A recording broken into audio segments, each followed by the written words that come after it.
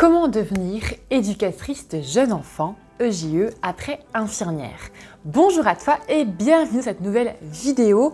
Aujourd'hui, on va parler du coup de comment faire pour devenir EJE après infirmière et je vais te parler de la passerelle qui existe puisque oui, il existe une passerelle possible pour passer d'infirmière à EJE et du coup, je vais tout expliquer dans cette vidéo. Pense bien à rester jusqu'à la fin parce qu'à la fin, je te parlerai également des avantages et des inconvénients justement à devenir EJE après IDE. Si tu ne me connais pas encore, je suis Charlotte, je suis la fondatrice de Charlotte K. J'aide les infirmières et infirmiers à évoluer professionnellement, que ce soit à évoluer au sein de leur carrière ou à se reconvertir après IDE. Si ce n'est pas encore fait, je t'invite à t'abonner à ma chaîne en cliquant sur le bouton rouge qui est juste en dessous pour recevoir tous les matins une nouvelle vidéo, une notification pour ma nouvelle vidéo puisque je sors tous les jours une vidéo où je parle d'évolution de carrière possible après infirmière et je parle également de tout ce qui est développement personnel, bien-être, etc. Si ce n'est pas fait également, je t'invite à cliquer en description puisque je t'ai offert un guide pour t'aider justement à faire le point sur ta situation actuelle et à y voir un peu plus clair sur là où tu veux aller, comment passer à l'action. C'est vraiment un guide qui est très précieux, donc je t'invite vraiment à cliquer dessus pour le télécharger et faire l'exercice juste après cette vidéo. Donc aujourd'hui, on va parler du coup de la reconversion d'infirmière à EJE et je te dis tout de suite comment c'est possible. Donc là, le métier d'EJE se fait normalement, la formation pour devenir EJE se passe en 3 ans, mais il existe bien une passerelle pour devenir EJE après infirmière.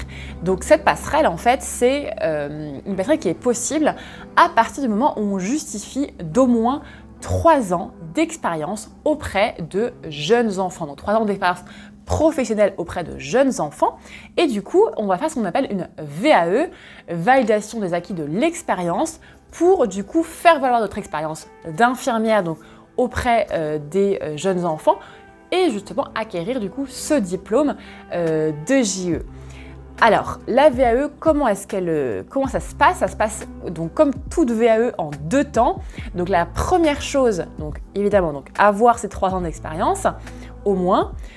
Et ensuite, valider ce qu'on appelle le livret 1, puisque pour une VAE, il y a le livret 1 et le livret 2, donc ça se fait toujours en 2 étapes. Et le livret 1, ça va être de faire la demande de VAE, justement, et du coup de fournir donc une lettre de motivation, d'indiquer le diplôme souhaité, et du coup de mettre un maximum de preuves, d'informations, etc. pour te vendre finalement. Et une fois que ce livret 1 est validé, du coup, on peut passer au livret 2. Et donc du coup là, encore une fois, il ne faut pas hésiter à mettre le plus possible de choses en ta faveur. Donc si par exemple tu as travaillé avec des collègues, de demander des lettres justement de recommandation. Si tu as le maximum de preuves, des photos, tous les éléments que tu peux, de les mettre dans ce dossier pour justement appuyer au maximum ta candidature. Et une fois que c'est retenu, tu passes devant un jury, donc il y a une épreuve orale où il va te poser évidemment un certain nombre de questions pour justement comprendre si en termes d'expérience, en termes de connaissances, tu peux obtenir ce diplôme d'EJE.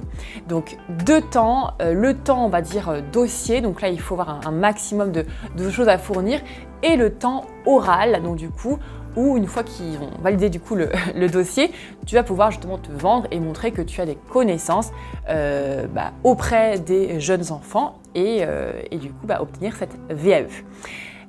Souvent on me demande est-ce que si j'ai travaillé avec tel public, est-ce que c'est possible, si j'ai travaillé un peu moins de 3 ans, est-ce que c'est possible, etc.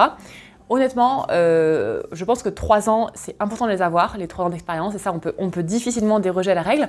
Par contre, en termes d'expérience professionnelle, je pense que ça vaut le coup, en tout cas, de tenter de mettre le plus de, comme je disais, le plus de preuves possibles que tu as les compétences possibles, et après, de te vendre, évidemment, lors de l'entretien. Il faut compter à peu près 6 mois de préparation pour un dossier de VAE, parce qu'il y a quand même pas mal de choses à préparer. Il y a le temps aussi que les livrets soient validé, que l'on passe devant un jury, etc. Maintenant, par rapport du coup à EJE, ce que j'ai envie de te partager aussi, c'est le témoignage d'une infirmière qui a fait la passerelle d'infirmière du coup à EJE, donc qui a validé du coup sa VAE et que je t'invite du coup à retrouver sur le blog Charlotte K où elle témoigne justement de cette transition-là qui est très intéressante parce que je sais que c'est toujours hyper inspirant d'avoir des infirmières qui ont fait ce passage à l'action. Donc du coup, tu vas retrouver son témoignage juste en dessous en description. N'hésite pas vraiment à lire son témoignage et à t'inspirer justement de tout ce qu'elle propose, de tous les conseils qu'elle donne et qu'elle propose justement. Par rapport aux avantages et inconvénients que j'ai envie de te partager par rapport à cette transition, parce qu'il faut aussi avoir en tête les avantages mais aussi les inconvénients.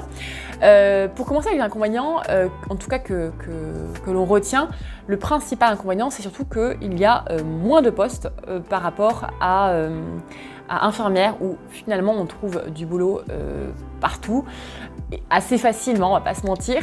Là par rapport à EJE, c'est vrai que c'est plus compliqué, il y a moins de postes. Donc ça, il faut quand même bien l'avoir à l'esprit parce que voilà, en fonction de là où tu habites, ça se trouve, il y aura peut-être moins de débouchés et peut-être qu'il faudra faire plus de routes pour avoir un boulot. Donc ça, voilà, vraiment garde-le en tête. Et au niveau des avantages, évidemment, ça dépend de chacun, de chacune, mais ce qui ressort pas mal, c'est l'avantage d'être plus au contact de l'enfant, c'est-à-dire d'avoir moins tout ce qu'il y a autour et qui nous dérange souvent en tant qu'infirmière, d'avoir moins d'actes invasifs sur l'enfant, enfin moins, du coup plus du tout, parce qu'elle n'a plus d'actes invasifs.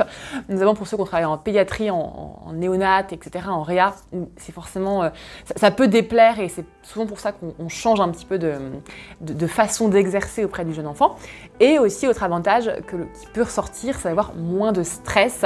C'est ce qui ressort souvent dans les témoignages, c'est le côté où voilà, j'aime travailler avec les enfants, mais pas avec ce stress-là, donc je voudrais le faire un petit peu différemment. J'espère que cette vidéo t'aura plu. Dis-moi en commentaire si c'est une reconversion qui te parle et pour quelles raisons tu aimerais le faire et pour quelles raisons tu n'aimerais pas le faire justement. S'il y a des infirmières qui se dirigent vers cette reconversion, vraiment n'hésitez pas à nous le dire, c'est toujours hyper inspirant de pouvoir échanger ensemble. Et voilà, je te réinvite encore une fois à télécharger le guide en commentaire si ce n'est pas encore fait, en commentaire dans la description, pardon, parce que c'est vraiment, voilà, si tu te poses des questions dans ta reconversion, ça va vraiment t'aider à y voir plus clair, à dégager un peu quelques pistes pour la suite des choses. J'espère que du coup la vidéo t'aura plu, n'hésite pas à la partager, n'hésite pas à liker et je te dis à demain pour une prochaine vidéo.